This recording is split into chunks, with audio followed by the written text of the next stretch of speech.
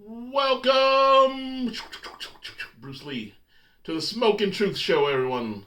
I'm not smoking today because I did not prepare that part, that shtick of the show, and that is all right. Today, we're really going to talk about how to be successful in business and get the things that you truly desire.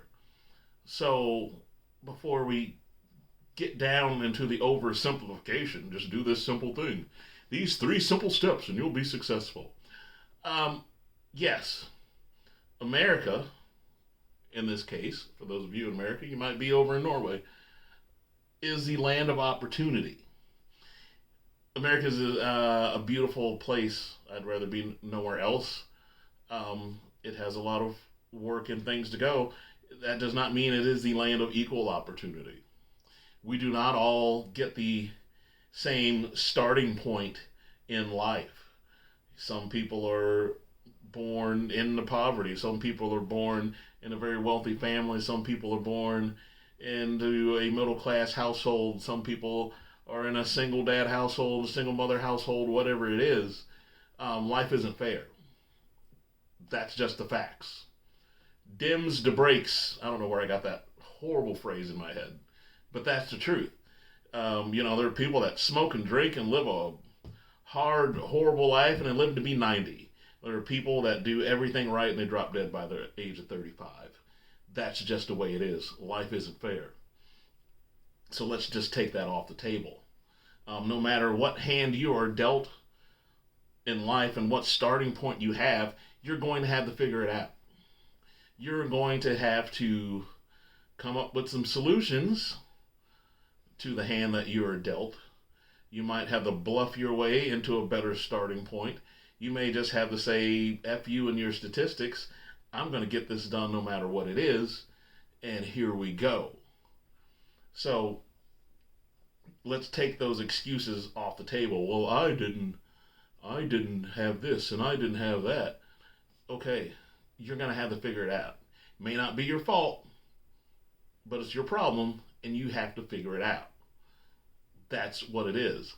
It is not the land of equal opportunity, it's the land of opportunity, but you're going to have to figure it out and figure out how to grasp and take hold of those opportunities. Now, here comes the oversimplification. In order to be successful in business, in order to get the things that you want in business, in order to live the life that you want in business and professionally, here comes the rub. You're going to have to figure out how to fulfill the proverbial cup. And that cup may be needs, wants, desires, expectations, whatever, of someone else. Let's say that again for the people in the back. In order to be successful in business, you're going to have to figure out how to fulfill the cup, the needs, the wants, the desires, the expectations of someone else. Let's think about that. Super successful people.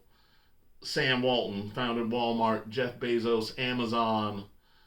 Let's just take those two. Sam Walton. I'm going to open a store, put it in a neighborhood, and I'm going to fill it full of stuff that people want and need.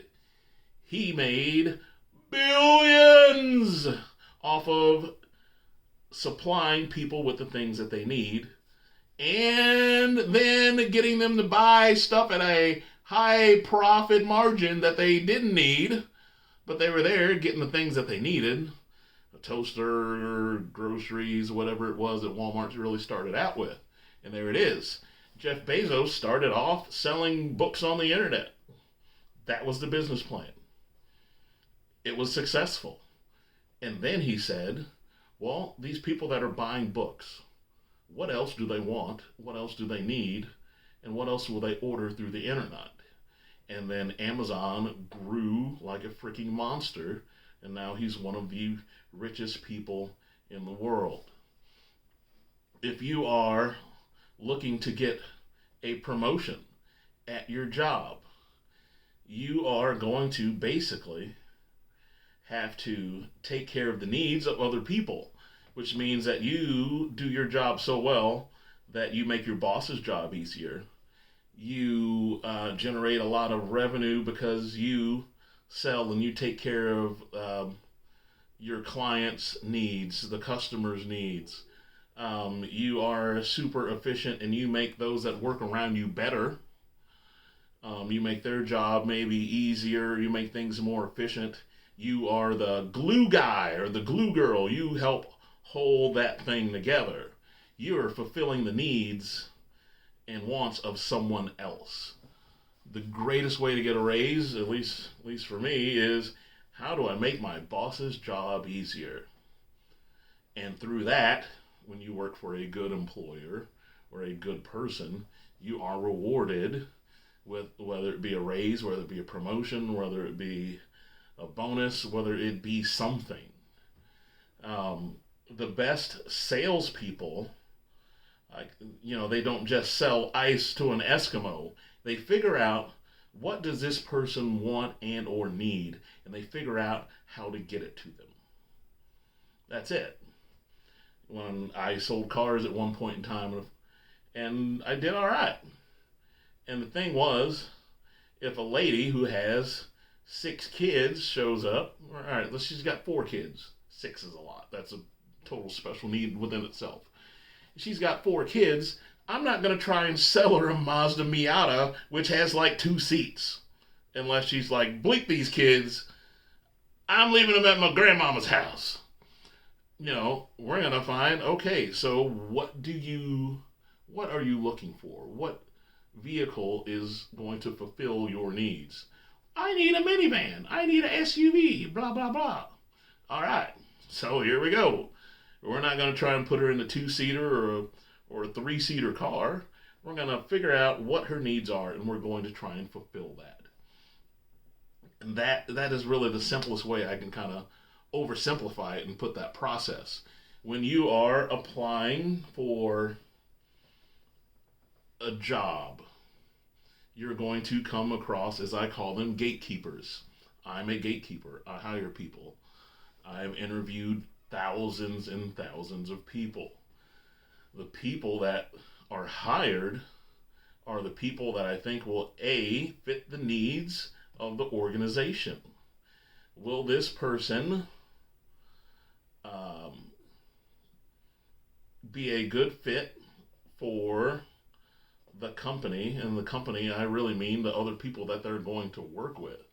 If you have a office full of ultra, let's say, conservative people, hiring the loud, brash person with completely opposite values, while they may be talented, probably not the best for the working environment.